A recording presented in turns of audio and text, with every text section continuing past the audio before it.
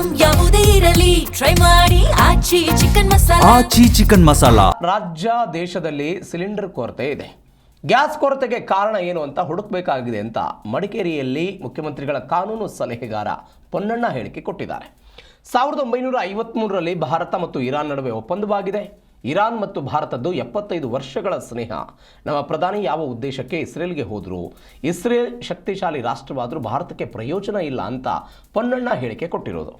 ರಾಜ್ಯಕ್ಕೆ ಅಗತ್ಯದಷ್ಟು ವಾಣಿಜ್ಯ ಬಳಕೆ ಸಿಲಿಂಡರ್ ಪೂರೈಕೆಗೆ ಮುಖ್ಯಮಂತ್ರಿಗಳು ಪತ್ರ ಬರೆದಿರುವ ವಿಚಾರಕ್ಕೆ ಸಂಬಂಧಪಟ್ಟಂತೆ ಪ್ರತಿಕ್ರಿಯೆ ಕೊಟ್ಟರು. ರಾಜ್ಯದಲ್ಲಿ ಅಷ್ಟೇ ಅಲ್ಲ, ದೇಶದಲ್ಲೇ ಸಿಲಿಂಡರ್ ಕೊರತೆ ಇರೋದು ನಿಜ. ಆದರೆ ಕೊರತೆಗೆ ಕಾರಣ ಏನು ಅಂತ ಹುಡುಕಬೇಕಲ್ವಾ? ಭಾರತ ಮತ್ತು ಇರಾನ್ ನಡುವೆ 1953ರಲ್ಲಿ ಒಪ್ಪಂದ ಆಗಿದೆ. ಇರಾನ್ ಮತ್ತು ಭಾರತದ್ದು ಅನೇಕ ವರ್ಷಗಳಿಂದ ಸ್ನೇಹ ಕೂಡ ಇದೆ. ಹಾರ್ಮುಜ್ ಜಲಸಂಧಿಯನ್ನು ಬಂದ್ ಮಾಡಿಬಿಟ್ಟಿದ್ದಾರಲ್ಲ, ಆದರೆ ನಮ್ಮ ದೇಶದ ಪ್ರಧಾನಿಯವರು ಯಾವ ಉದ್ದೇಶಕ್ಕೆ ಇಸ್ರೇಲಿಗೆ ಹೋದರು? ಈಗ ಸಂಸತ್ ಕಲಾಪ ನಡೀತಿದೆ. ಇಸ್ರೇಲ್ಗೆ ಯಾಕೆ ಹೋಗಿದ್ರು ಅನ್ನೋದನ್ನು ಅಲ್ಲಿಯೇ ದೇಶದ ಜನರಿಗೆ ಹೇಳಿ. ಇಸ್ರೇಲ್ ಎಷ್ಟೇ ಶಕ್ತಿಶಾಲಿ ರಾಷ್ಟ್ರವಾದರೂ ಅಂತಾರಾಷ್ಟ್ರೀಯವಾಗಲಿ ಭಾರತಕ್ಕಾಗಲಿ ಇತರೆ ರಾಷ್ಟ್ರಕ್ಕಾಗಲಿ ಯಾವುದೇ ಪ್ರಯೋಜನ ಇಲ್ಲ ಅಂತ ಇದೀಗ ಪೊನ್ನಣ್ಣ ಹೇಳಿಕೆ ಕೊಟ್ಟಿರುವುದು. ಅಲ್ಲ, ಕೊರತೆ ಇದೆ. ದೇಶಾದ್ಯಂತ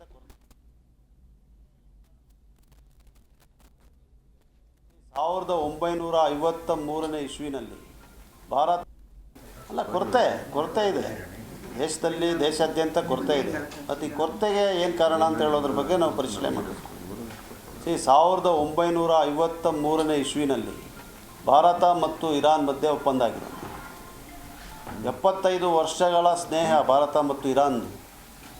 ಇದು ಸ್ಟ್ರೈಟ್ ಆಫ್ ಅದರ ಮೂಲಕ ನಮಗೆ ಬರ್ತಾ ಇದ್ದಿದ್ದಂಥದ್ದನ್ನು ಈಗ ತಡೆಗಟ್ಟಿಬಿಟ್ಟಿದ್ದಾರಲ್ಲ. ಯಾವ ಉದ್ದೇಶದಿಂದ ನಮ್ಮ ದೇಶದ ಪ್ರಧಾನಮಂತ್ರಿಗಳು ಇಸ್ರೇಲ್ಗೆ ಹೋದರು ಅಂತೇಳಿ ಜನರಿಗೆ ಹೇಳಿ. ಸಂಸತ್ನಲ್ಲಿ ನಡೀತಾ ಇದೆ ಕಲಾಪಗಳು, ಹೇಳಿ. ಯಾಕಂದರೆ Israel geographically is of no relevance. International ರಿಲೇಷನ್ಸ್ಗೆ ನಮಗೆ ಭಾರತಕ್ಕೆ ಇಸ್ರೇಲಿಂದ ಯಾವುದೇ ಪ್ರಯೋಜನ ಇಲ್ಲ. ಅವರು ಶಕ್ತಿಶಾಲಿಯಾದಂಥ ದೇಶ ಆಗಿರ್ಬೋದು, ಬಿಟ್ಟರೆ ನಮಗೇನು ಪ್ರಯೋಜನ ಇದೆ?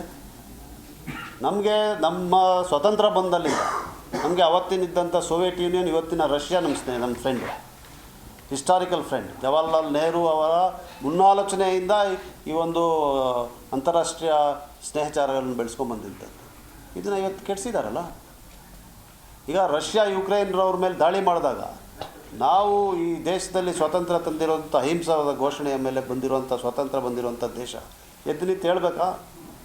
ಈ ರೀತಿಯಾದಂಥ ಯುದ್ಧಕ್ಕೆ ಅವಕಾಶ ಮಾಡಿಕೊಡ್ಬೇಡಿ, ನೀವು ಸ್ನೇಹಿತರು, ಇದನ್ನು ನಿಲ್ಲಿಸಿ ಅಂತ ಹೇಳಬೇಕು ರಷ್ಯಾಗೆ. ಆಗ ಅವರು ರಷ್ಯಾದಿಂದ ಆಯಿಲ್ ಆವಾಗ ಕೊಂಡ್ಕೊಂಡ್ರು, ಅವ್ರಿಗೆ ದುಡ್ಡು ಕೊಟ್ಟರು ವಾರ್ ಮಾಡಿ ಅಂತೇಳಿ. ಈಗ ಅಮೇರಿಕ ಬಂದು ರಷ್ಯಾದಿಂದ ಆಯಿಲ್ ತಗೋಬೇಡಿ ಅಂತ ಹೇಳಿದ್ರೆ ಆಯಿತು ಅಂತ. ಇನ್ನು 30 ದಿವಸ ತಗೊಂಡ್ರೆ ಅದಕ್ಕೂ ಆಯಿತು ಅಂತಾರೆ. ಇವತ್ತು ನಮ್ಮ ಸುತ್ತದಲ್ಲಿರುವಂಥ ಸ್ನೇಹ ದೇಶಗಳು ಯಾವ